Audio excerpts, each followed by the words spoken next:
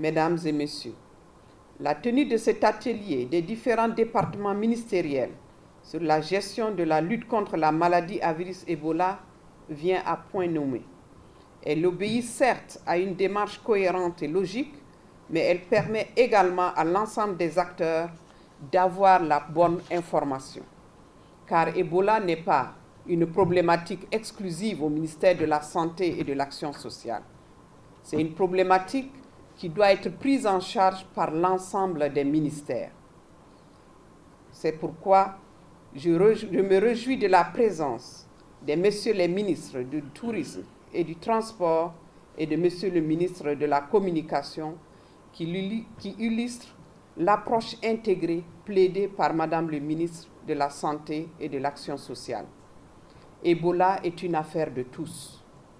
Je suis convaincu que les résultats attendus de cet atelier seront largement atteints et contribueront à la bonne compréhension des techniques spécifiques de sensibilisation pour les conseillers des différents ministères.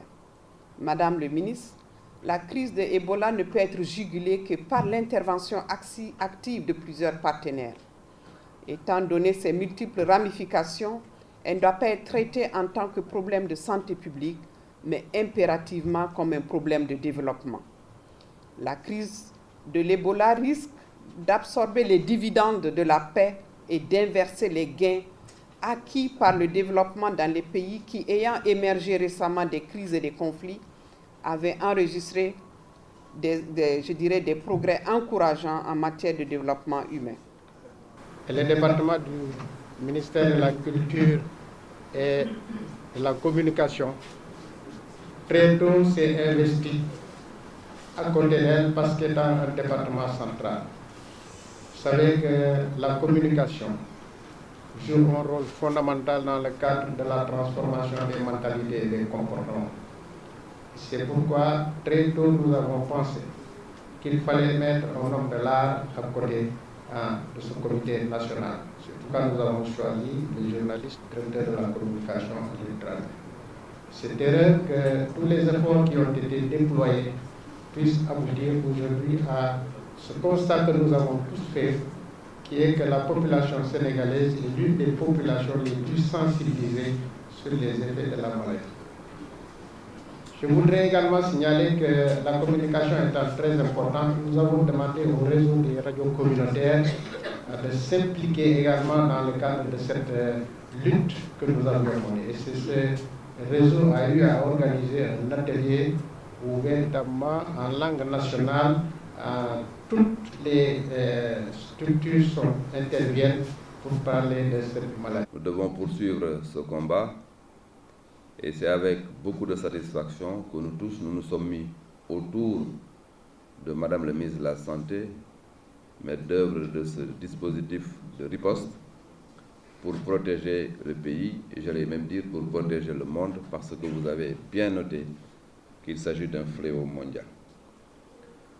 Nous sommes au niveau du ministère du Tourisme et des Transports aériens systématiquement positionnés pour relayer l'information scientifique au marché, surtout sur l'international. De manière instantanée, à temps réel, nous avons donc donné l'information au tour opérateur, donc au marché, pour rassurer, pour dire que le Sénégal, effectivement, n'est pas affecté, que le cas qui était au Sénégal a été guéri et bien guéri. Mais j'avoue qu'il était extrêmement difficile de différencier le Sénégal et l'Afrique de l'Ouest. Mesdames, Messieurs les chargés de communication des différents ministères, Mesdames, Messieurs les journalistes, chers invités et chers membres de cette armée dont a parlé Monsieur le ministre du Transport aérien. Je voudrais tout d'abord vous dire que c'est une joie pour moi d'être ici aujourd'hui, car la communication a joué un rôle extrêmement important dans la lutte et dans notre riposte contre la maladie d'Ebola. Il faut le dire, et beaucoup aujourd'hui d'acteurs, mais également de témoins de l'histoire, disent que nous avons, au niveau du Sénégal, eu une communication qui a vraiment été à la hauteur. Et cela, nous le devons à toutes ces personnes qui se sont impliquées et également à toutes les personnes qui les ont formées et qui les ont encadrées. Et c'est pour ça qu'aujourd'hui, je me sens particulièrement comblée d'avoir à mes côtés, et ça, quand Monsieur le ministre de la Culture et de la Communication disait, et Monsieur le ministre du Transport aussi, vous avez dit que c'était une réunion extrêmement importante, et je crois que c'est peut-être la réunion où il y a eu le plus de ministres ensemble. Cela montre la solidarité gouvernementale, mais cela montre également l'importance du partenariat au niveau du travail que nous faisons, puisque nous avons aussi le système des Nations Unies. Je voudrais insister sur une chose qui me semble aujourd'hui claire pour tout le monde, mais laissez-moi quand même dire que nous sommes tous concernés.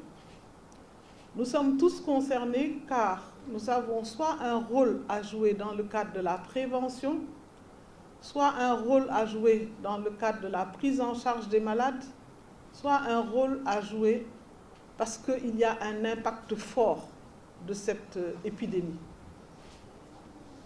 Je voudrais m'arrêter sur la prévention et, Monsieur le ministre, pour confirmer le rôle que votre secteur a à jouer.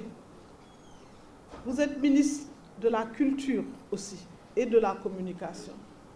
Et nous savons tous que pour atteindre les populations les plus reculées, pour atteindre les populations dans ce qu'elles croient le plus, c'est-à-dire dans leur culture, dans leur langue, votre ministère a un rôle important à jouer. Et vous avez dit les différentes étapes et les différentes actions qui ont été menées. Et je peux vous dire qu'il faudra qu'on continue dans ce sens.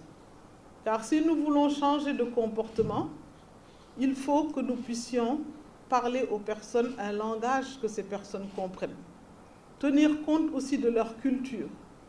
La culture, d'une manière générale, ce qu'on hérite, ce à quoi on croit, ce sont des choses importantes et qu'il faut prendre en considération dans les messages, mais dans la manière même de gérer cette épidémie. Donc, je suis particulièrement contente aujourd'hui encore de vous avoir à mes côtés et je peux vous dire que j'apprécie cela grandement. Vous avez parlé d'impact. Monsieur le ministre du Tourisme, vous avez fait énormément aussi dans ce secteur. Et c'est vrai, parfois on travaille beaucoup et au bout, on a des difficultés qui ne sont pas liées à notre travail personnel. Et aujourd'hui, si le tourisme que vous étiez arrivé à relever bat de l'aile, c'est à cause de cette épidémie à virus Ebola. C'est donc pour dire que nous sommes avec vous et nous ferons tout pour faire passer le message, pour que les gens aient confiance et viennent au Sénégal.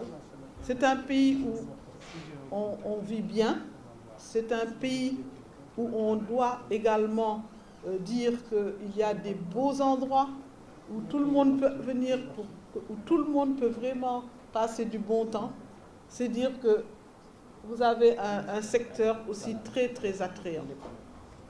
Je voudrais dire aussi qu'en matière de transport aérien, vous jouez un rôle important au niveau de l'aéroport. Vous avez dit que nous irons ensemble à l'aéroport demain parce que pour augmenter, et toujours le Sénégal a été au devant de la scène dans le cadre de la solidarité avec les autres pays, nous avons eu un de nos compatriotes volontaires qui a été infecté quand il était sur le terrain. Grâce à Dieu, il a été soigné et guéri.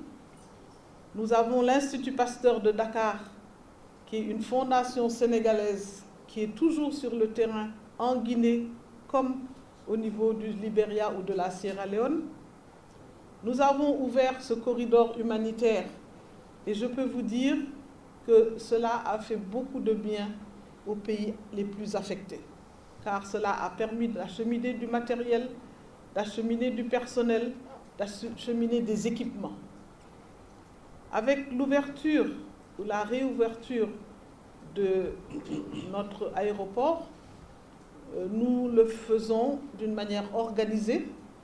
Nous avons renforcé vraiment tout le système de surveillance avec des caméras thermiques, avec les thermojets que tout le monde avait vu déjà, mais nous avons vraiment renforcé notre arsenal avec des fiches aussi pour que toutes les personnes qui rentrent, on ait leurs coordonnées précises et qu'on voit s'il y a eu des signes antérieurement, et avec des fiches aussi leur demandant si jamais il y avait le moindre problème de pouvoir appeler des numéros précis, etc., etc. Donc, il y a tout un travail qui est renforcé et je peux dire que la voie aérienne est peut-être la voie que nous pouvons contrôler le mieux. Demain, nous verrons sur place comment gérer cela et c'est pour ça que pour l'instant, nous n'avons pas encore ouvert la voie terrestre.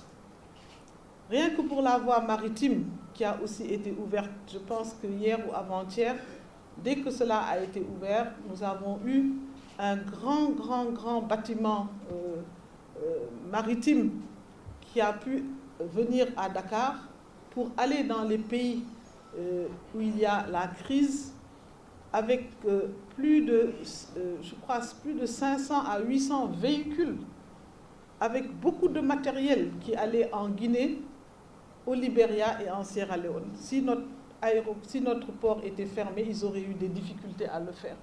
Donc cette solidarité, elle est là. Nous pourrons dire également, et mes collègues ministres qui sont présents peuvent témoigner du leadership que nous avons au niveau du Sénégal. Monsieur le Président de la République a d'abord pris en main cette lutte à son niveau, mais également nous a beaucoup soutenus et continue à nous soutenir dans la lutte contre la maladie d'Ebola.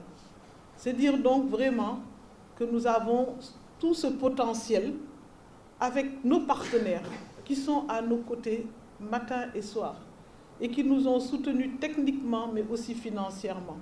Donc je pense qu'avec tout cela et les mécanismes qui sont mis sur pied aujourd'hui, notamment les centres d'isolement, les centres de prise en charge dans tout le pays, cela est organisé avec le COUS qui lui aussi est maintenant en train de prendre en main la riposte en urgence. Cela vraiment nous permettra d'être prêts en espérant que nous n'aurons pas à suivre beaucoup de malades et que nous n'aurons pas de problème et que l'épidémie ne reviendra pas au Sénégal. Mais nous préférons prévenir plutôt que guérir. Donc nous sommes prêts, nous sommes en train de continuer à renforcer tout ce que nous voulons faire, mais nous comptons sur cette solidarité et au niveau local et au niveau international. Donc, mesdames, messieurs les chargés de communication, chers journalistes, je peux vous dire que nous comptons énormément sur vous dans tous les secteurs dans lesquels vous intervenez. Je ne vais pas les citer puisque vous êtes une quarantaine qui venaient de secteurs différents, mais quel que soit le secteur, que ce soit l'agriculture, l'élevage, l'enseignement supérieur, l'éducation nationale, je m'arrêterai sur l'éducation nationale pour montrer aussi le travail que nous faisons au niveau des écoles, au niveau des lycées, la préparation qu'il y a eu avec les académies, avec monsieur le ministre de l'Éducation nationale, etc., etc. Donc tout le monde s'y est mis et nous devons continuer comme cela. Donc la communication, aujourd'hui, est à l'ordre du jour, mais tous les aspects doivent être pris en charge. Donc soyez au rendez-vous, chargés de communication, journalistes, continuez à travailler comme vous l'avez fait et sachez que le Sénégal restera toujours un pays solidaire avec les pays les plus affectés, que sont la Guinée, la Sierra Leone et le Libéria. Mais qu'également, même si nous avons pu juguler le cas importé que nous avons eu au Sénégal, nous devons rester vigilants et nous dire que nous devons être prêts. Cette vigilance, je ne cesse d'en parler parce qu'il ne faut pas que nous croyions que nous avons tout réglé et que maintenant nous devons dormir sur nos lauriers. Au contraire, c'est maintenant plus que jamais que nous devons prendre les choses en main et continuer le travail pour que nous puissions, tant qu'il y aura des cas dans la sous-région, être prêts, être vigilants et être à l'écoute de tout ce qui pourrait nous aider à faire mieux dans le cadre de la lutte et de la riposte contre la maladie d'Ebola.